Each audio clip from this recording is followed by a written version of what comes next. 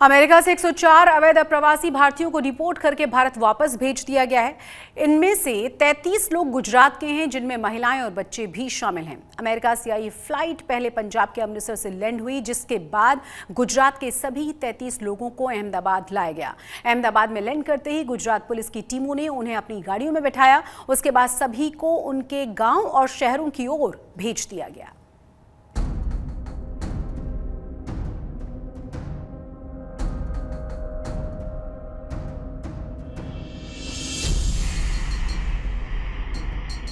अवैध रूप से अमेरिका में घुसे लोगों की घर वापसी का सिलसिला शुरू हो गया है। बुधवार को अमेरिकी वायुसेना का एक विमान पंजाब के अमृतसर पहुंचा, जिसमें अवैध रूप से वहां रह रहे 104 भारतीयों को लाया गया है। इस विमान से भारत भेजे गए भारतीयों में 33 लोग गुजरात के भी हैं, जो आज सुबह अमृतसर से अहमदाबाद एयरपोर्ट पर पहुंचे।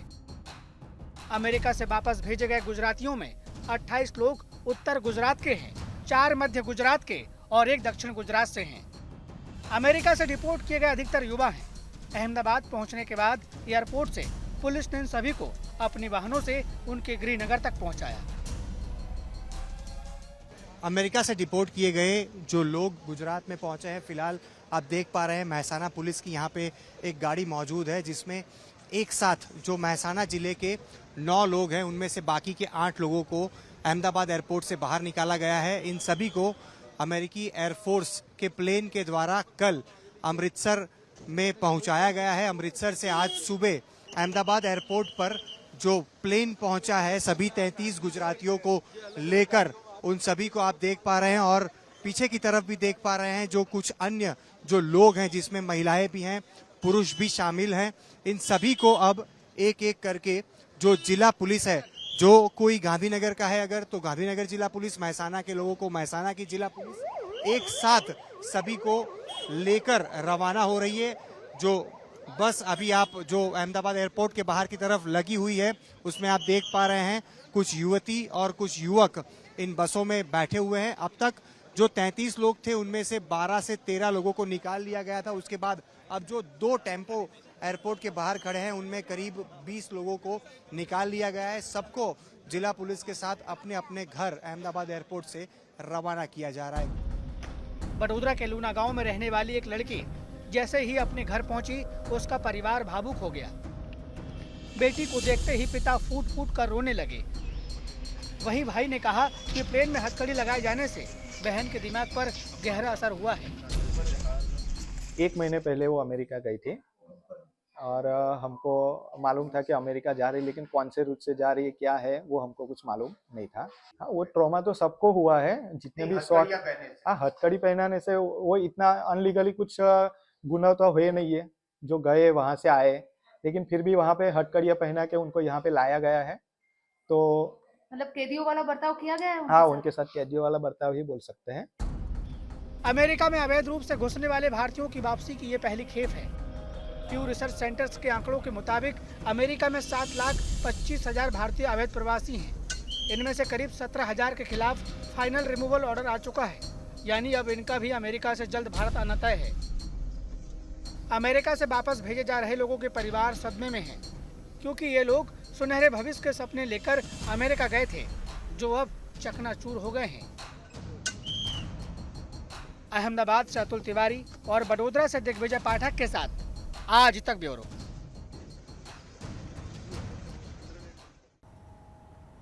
अमेरिका ने जिन लोगों को डिपोर्ट किया है, उनमें से अधिकतर लोगों ने डंकी रूट के जरिए अमेरिका में एंट्री ली थी। कईयों को अपनी जमीन बेचकर एजेंट्स को पैसे देने पड़े थे, तो कई लोग घर वालों को बताए बिना अमेरिका पहुंच गए थे। अब ऐसे सभी लोगों को अपमानित होकर अमेरिका से वापस आना पड़ा है। वापस लौटने के बाद अपने बेटे बेटियों को दिखाकर ये लोग बहुत भावुक हुए।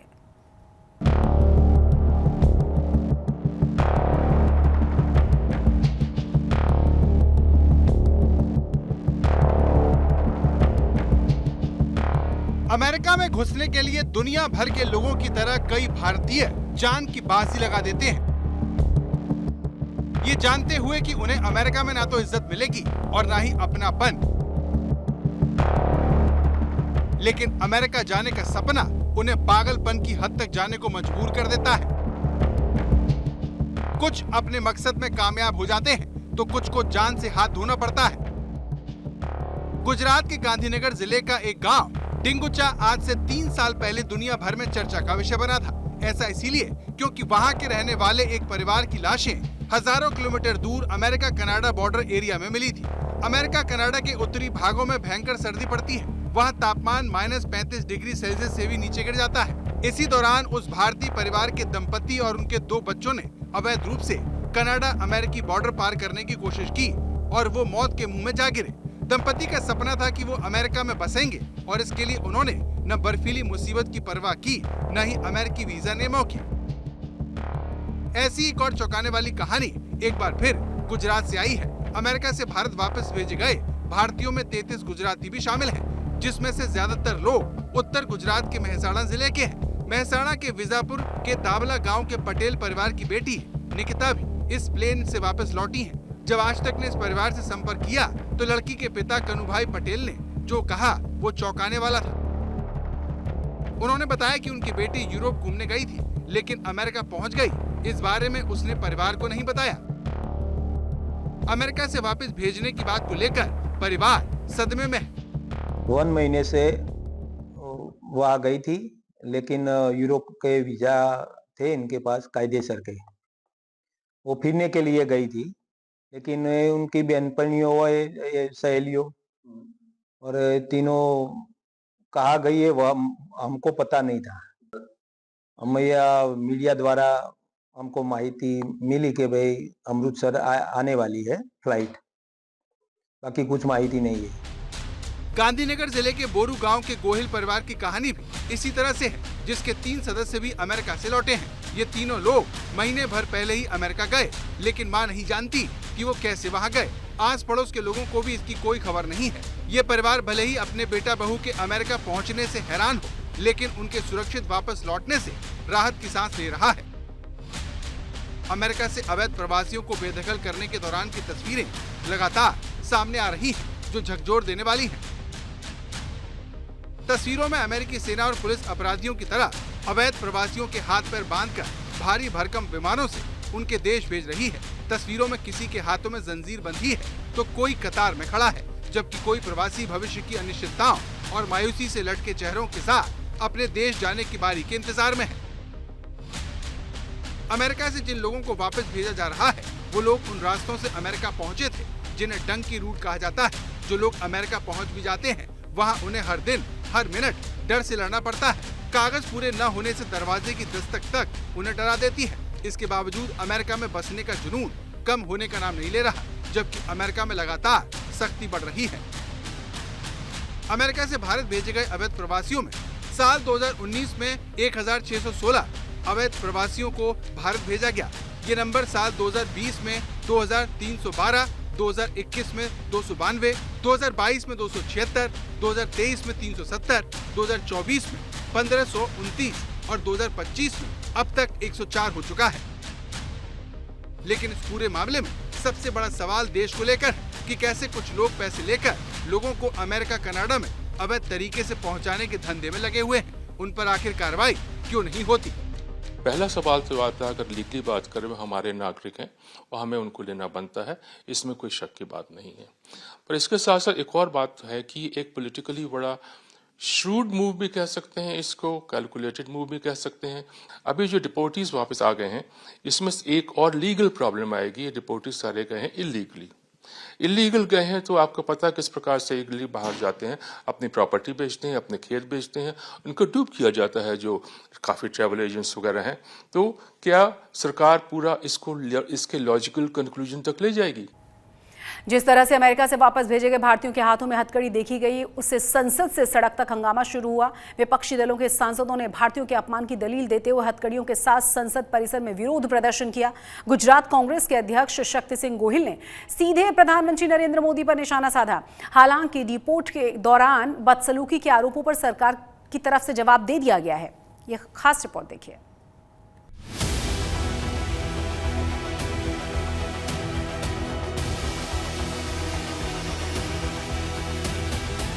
देश का अपमान नहीं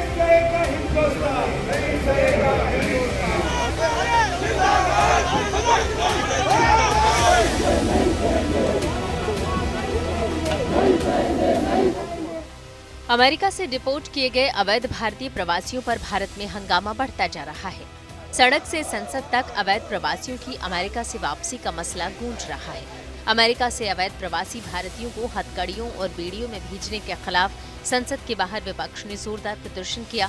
कुछ सांसद हाथों में हथकड़ी पहने नजर आए तो कुछ ने पोस्टर भी लहराए। विपक्ष का सिर्फ एक ही सवाल था कि हमारे अपने हथकड़ियों में जकड़कर भारत क्यों भेजे गए।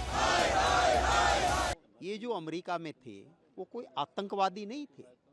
इल्लीगल है या नहीं उसकी कोई अपील हमने तो सुनी नहीं। इनको पाँव में जंजीर, हाथों में हथकड़ी डाल के आतंकवादियों की तरह से क्यों लाया गया, इसका जवाब आज विदेश मंत्री ने नहीं दिया। अगर आने वालों में 33 मेरे गुजराती भाई हैं, हमने सवाल उठाया था कि माँ भौम को छोड़ के कोई क्यों विदेश जाएगा। मॉडल स्टेट है आपका गुजरात, गुजरात में रोजगार नहीं देते हो आप। चुनावी भाषण में तो 56 का सीना लाल आंख कर दूंगा, सबको झुका दूंगा, और जब मेरे भारत के वासियों का ऐसा अपमान हुआ तो ये सरकार जैसे तलवे चाट रही हो अमेरिका ऐसे जवाब दिया। तब पूरे ऑपोजिशन ने, इंडिया ग्रुप ने हाउस से वॉकआउट करके मां भारतीय के सम्मान के लिए एक संदेश दिया है। जिस तरह से अमेरिकी मिलिट्री में हमारे जो भारतीय और खास तौर पर गुजरातियों को बंधक बनाकर लाया गया है, जो कि अब की बार ट्रंप सरकार और भाजपा पूरी और भाजपा की आईटी सेल ट्रंप की सरकारों को लेकर जो मैसेज कर रही थी कि अब की बार ट्रंप सरकार, अब की बार ट्रंप सरकार, और नरेंद्र मोदी जी कह रहे थे कि उनके दोस्त है ट्रंप, उन्होंने आते ही हमारे भारतीयों की और पूरे गुजरातियों की शर्म से सिर झुक जाए ऐसा कार्य किया है। अब देखो, कोई भी आतंकवादी जैसा व्यवहार कैसे कर सकते हैं हमारे भारतीयों के साथ। ये अमेरिका करना क्या चाहता है, और हमारी विदेश नीति पूरी विफल रही है। अमेरिका से भारत भेजे गए 104 अवैध प्रवासियों का मामला गरमाया तो संसद के दोनों सदनों में विदेश मंत्री एस जयशंकर को बयान देना पड़ा। एस जयशंकर ने कहा कि ऐसा कोई पहली बार नहीं हुआ है। अमेरिका 2009 से ही नियमों के तहत अवैध प्रवासियों को वापस उनके मुल्क भेजता रहा है।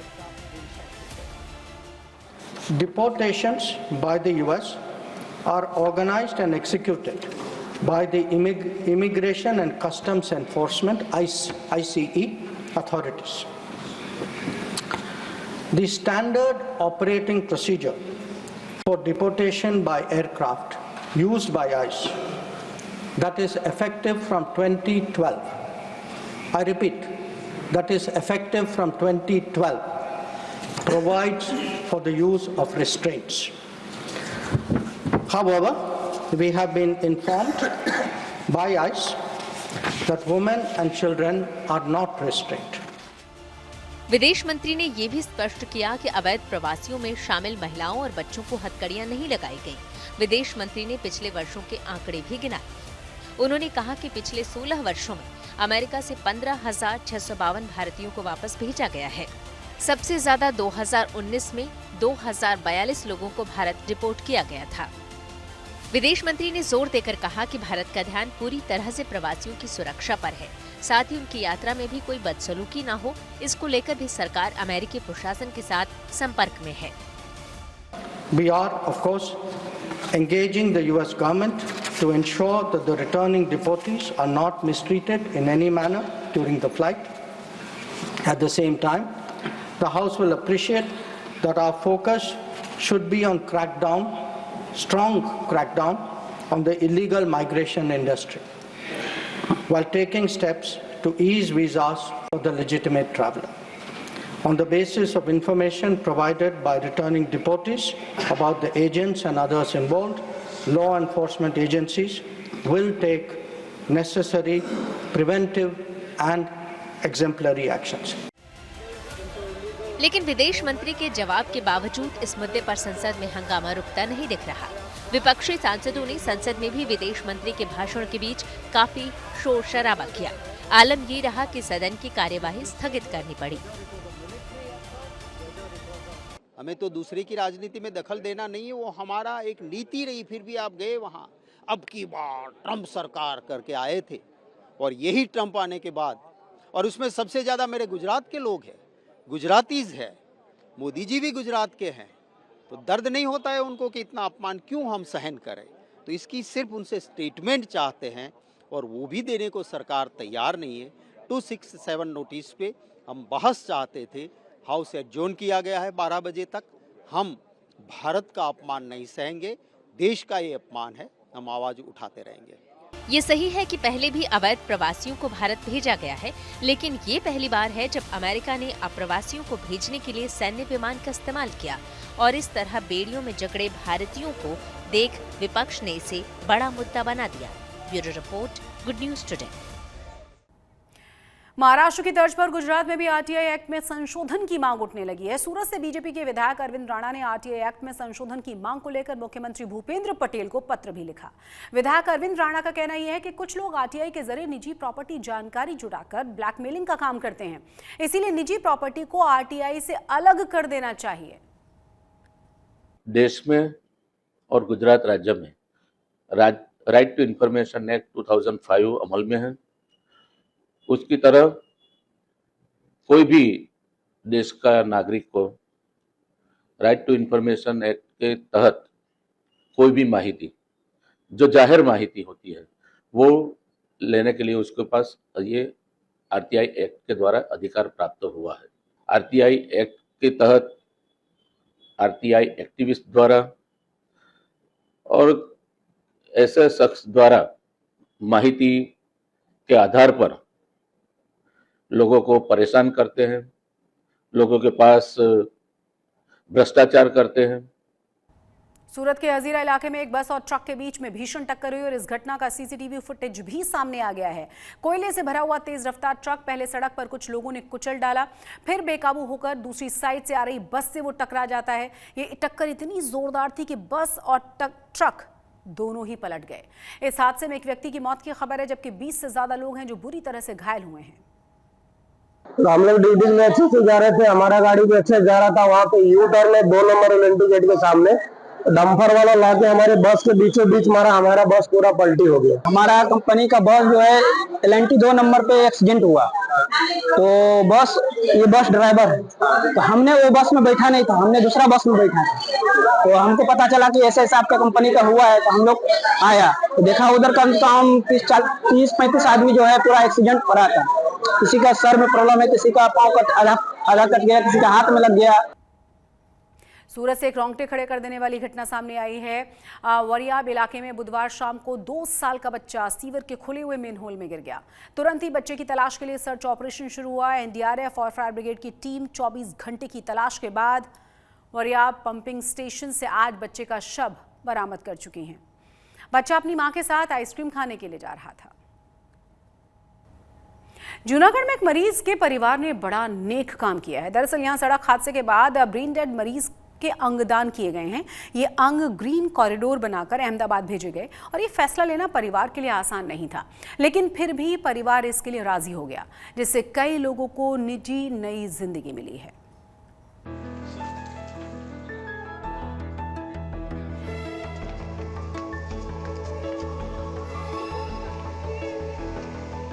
जूनागढ़ की सड़कों पर दौड़ती ये कोई आम एम्बुलेंस नहीं है, बल्कि एक ब्रेन डेड मरीज के अहम अंगों को अहमदाबाद पहुंचाने के लिए कुछ इस तरह से ग्रीन कॉरिडोर बनाया गया, जिससे 6 लोगों को नई जिंदगी मिल सकी।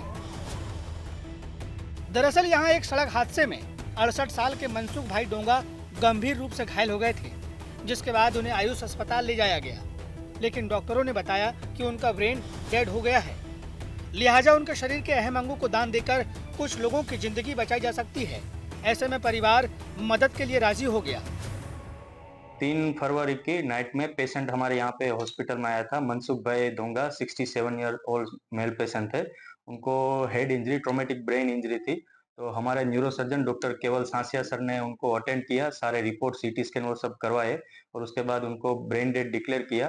तो पेशेंट के रिलेटिव ने सामने से एक इनिशिएटिव लेके उनको ऑर्गन डोनेशन के लिए, पेशेंट के बॉडी को एक डोनेट करने के लिए वो लोग विलिंग हुए और एक बहुत ही डिवाइन और होली स्टेप लिया।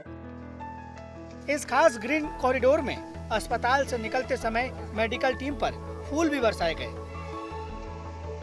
फिर ये एम्बुलेंस किडनी, लीवर और कॉर्निया समेत दूसरी चीजों को लेकर कैशोद एयरपोर्ट पहुंची, जहां से इन सभी अंगों को अहमदाबाद ले जाया गया। मनसुख भाई का परिवार चाहता है कि अपने अंगों के जरिए वे किसी न किसी रूप में जिंदा रहें, इसलिए परिवार ने ये फैसला लिया। लोगों की जान बच जाए, जिसको जरूरत हो उसकी जान बच जाए, तो उससे हमारा जो फादर है वो उसके शरीर में वैसे कोई ना कोई अंग से जीवित रहेंगे, बाकी तो उसको और कुछ तो हो नहीं सकता है, इसलिए हमने ऐसा डिसीजन लिया। यकीनन ऐसा फैसला करना किसी भी परिवार के लिए आसान नहीं होता है, लेकिन मनसुख भाई के परिवार ने एक बड़ा दिल दिखाया और कुछ लोगों को नई जिंदगी देने का बड़ा काम किया है। जूनागढ़ से भार्गवी जोशी के साथ आज तक ब्यूरो। आज तक गुजरात के स्पेशल बुलेटिन में आज के लिए बस इतना ही, लेकिन देश और दुनिया की तमाम बड़ी और अहम खबरों के लिए आप देखते रहिए आज तक।